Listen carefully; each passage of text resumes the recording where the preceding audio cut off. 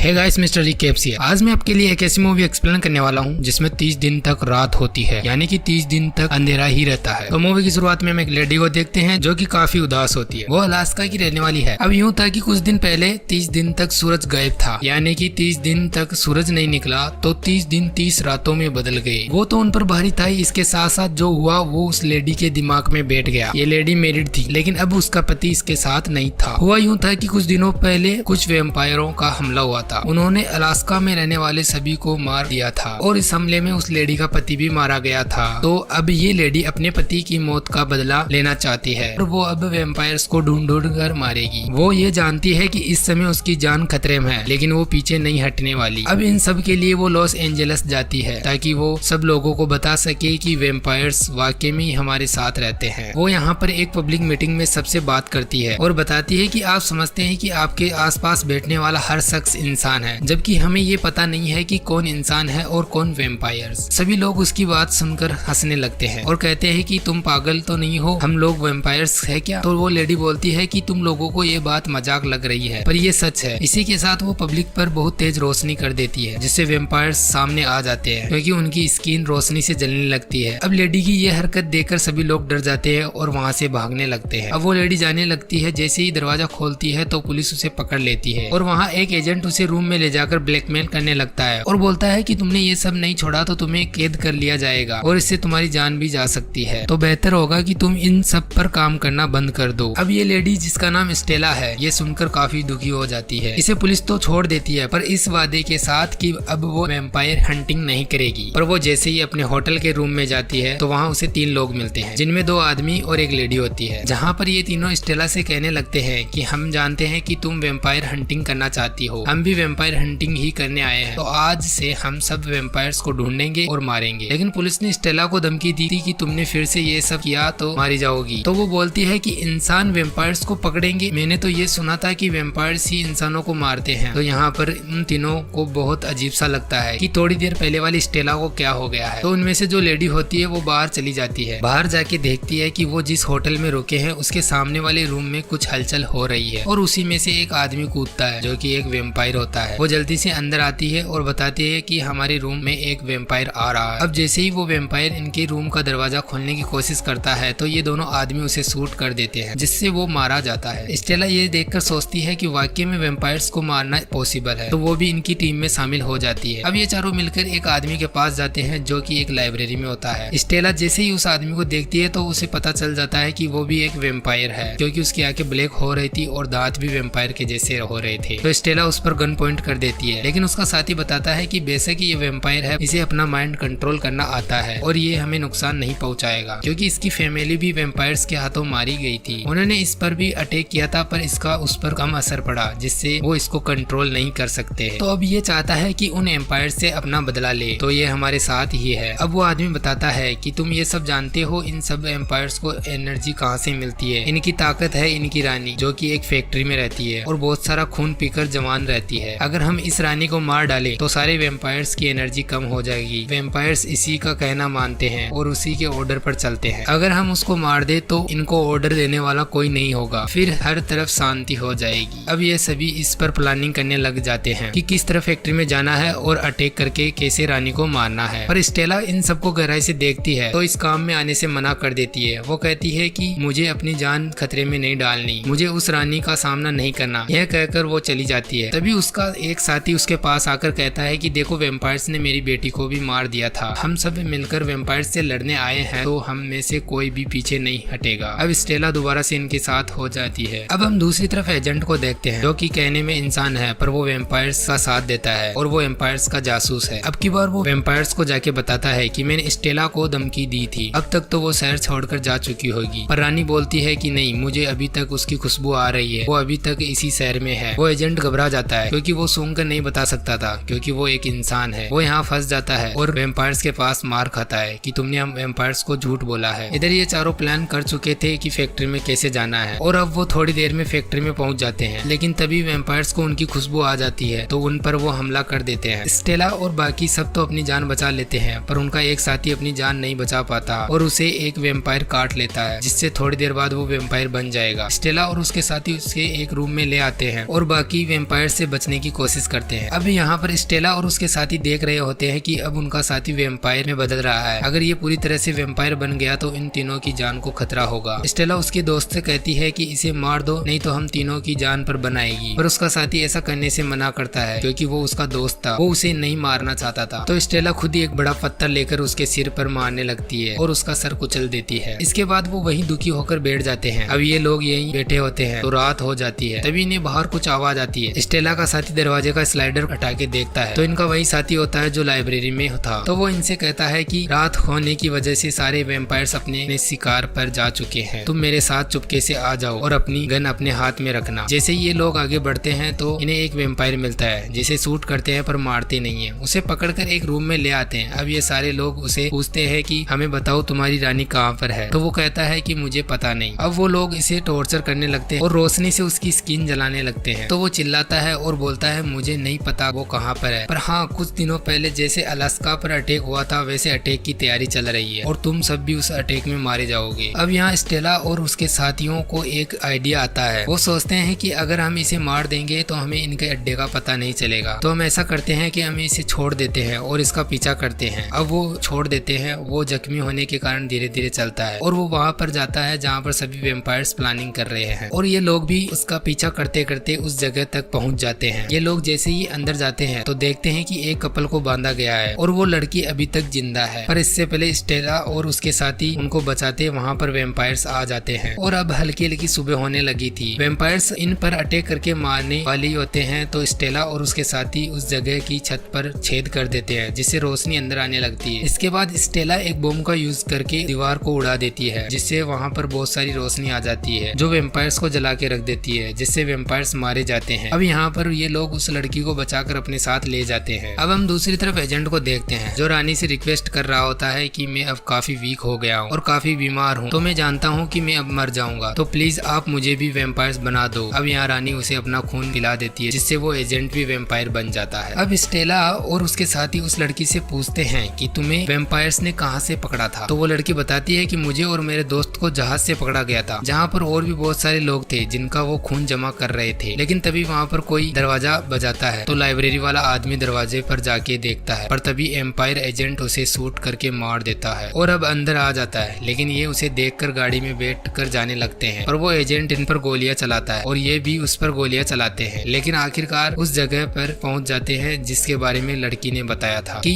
जहाज पर और भी लोग हैं जिन्हें मारकर खून निकाला जा रहा है। तो यहाँ पर स्टेला उस लड़की से कहती है कि तुम यहाँ से चली जाओ, अब हम जहाज के अंदर जाएंगे। अब स्टेला थोड़ा अंदर जाती है तो देखती है कि एक वेम्पायर जो कि सूरज की रोशनी से जल चुका था उस पर खून डाला जा रहा है, तो वो दोबारा से बिल्कुल जिंदा हो गया है। तो यहाँ पर स्टेला समझ जाती है कि वेम्पायर्स को मारने के लिए सूरज की रोशनी काफी नहीं है बल्कि उनकी गर्दन काटना भी जरूरी है। यानी अब उनका मिशन और भी मुश्किल हो गया था। अब यहाँ पर स्टेला की साथी काफी ज्यादा डर जाती है और कहती है कि क्या हम यहाँ से वापस जा सकते हैं, मुझे सब कुछ बहुत मुश्किल लग रहा है। पर स्टेला बोलती है अब यहाँ तक आ ही गए हैं तो वापस नहीं जाएंगे। और सोचो ये पूरा का पूरा जहाज किसी और शहर में चला गया तो कितने घर उजड़ जाएंगे। अब जैसे ही वो अंदर आते हैं तो देखते हैं बच्चे से लेकर बूढ़ा हर इंसान मारा जाता है और वेम्पायर्स ने उनका खून निकाल कर खून जमा किया है। ये लोग जैसे ही आगे बढ़ते हैं तो देखते हैं केबिन में एक आदमी खड़ा है। तो स्टेला और उसके साथी उस पर गन पॉइंट कर लेते हैं, लेकिन जैसे ही वो उनकी तरफ देखता है तो उसकी आंखें भी ठीक होती है और उसके दांत भी। यानी कि वो वेम्पायर नहीं है बल्कि एक इंसान है जिसकी फैमिली को वेम्पायर्स ने मार दिया था और अब वो मजबूरी में वेम्पायर्स की बात मानता है। वो इनसे कहता है कि मुझे भी अपने साथ ले लो। तभी यहाँ पर वेम्पायर्स आकर उसे शूट करके मार देते हैं और साथ ही स्टेला की साथी को भी ले जाते हैं और उसे भी मार देते हैं। जिसके बाद स्टेला और उसका साथी अकेले हो जाते हैं और वो काफी दुखी होते हैं। अब जैसे जैसे आगे बढ़ते हैं तो वहाँ पर एजेंट आ जाता है और उन दोनों को पकड़ के बांध देता है और साथ ही स्टेला के साथी के हाथ पर एक बड़ा सा कट लगा देता है और उसके नीचे कंटेनर रख देता है ताकि खून से कंटेनर भर जाए और उसकी मौत हो जाए। पर यहाँ पर स्टेला अपना एक हाथ छुड़ाकर पहले खुद को आजाद करती है और एजेंट को बहुत बुरे तरीके से मार डालती है क्योंकि वो जानती है कि उनकी जान किस तरह ली जाती है। इसके बाद वो जहाज के कंट्रोल रूम में जाते हैं और तोड़फोड़ करते हैं ताकि यहाँ की लाइट चली जाए और सारे वेम्पायर्स कंफ्यूज हो जाए कि कहाँ जाना है। लेकिन तभी वहाँ पर वेम्पायर्स की रानी आ जाती है और स्टेला के साथी को मार डालती है। स्टेला यहाँ से भागकर छिप जाती है। उसे एक कंटेनर नजर आता है जो कि खून का भरा हुआ है। वो उस कंटेनर में छिप जाती है और जब रानी उसे ढूंढते ढूंढते आती है तो स्टेला उसे कहीं नजर नहीं आती है। तभी स्टेला कंटेनर से बाहर आकर उस रानी की गर्दन उड़ा देती है है और वहाँ पर बाकी सभी वेम्पायर्स आ जाते हैं तो देखते हैं कि उनकी रानी मर चुकी है। तो उनको ऑर्डर देने वाला कोई नहीं है, वो अपनी मर्जी से जिएंगे। साथ ही स्टेला से भी डर चुके थे क्योंकि जो लड़की वेम्पायर्स की रानी को मार सकती है तो वो वेम्पायर्स को तो यूं ही मार सकती है। सभी वेम्पायर्स यहाँ पर पीछे हटने लगते हैं और स्टेला को रास्ता देते हैं। अब स्टेला अपने शहर अलास्का आ जाती है और उधर वेम्पायर्स को पुलिस पकड़ लेती है। अब शहर में दोबारा से शांति हो जाती है। स्टेला को आइडिया आता है कि क्यों ना अपने पति की बॉडी को खून पिलाकर वापस जिंदा कर ले। तो वो घर पर आकर अपने पति की बॉडी को लाती है और उसे अपना खून पिलाती है। ज्यादा खून निकलने की वजह से वो बेहोश हो जाती है, पर जब उसे होश आता है तो उसका पति उसके सामने होता है। वो उसे देखकर काफी खुश होती है और गले लगाती है, पर उसका पति एक वेम्पायर होता है जो कि खून का पैसा होता है। तो वो स्टेला को भी काट लेता है जिससे स्टेला भी वेम्पायर बन जाती है और इसी के साथ मूवी का अंत होता है। अगर आपको मेरा एक्सप्लेनेशन अच्छा लगा हो तो वीडियो को लाइक जरूर करना और हाँ, नेक्स्ट वीडियो के लिए चैनल को सब्सक्राइब करना मत भूलना। Okay, thanks for watching.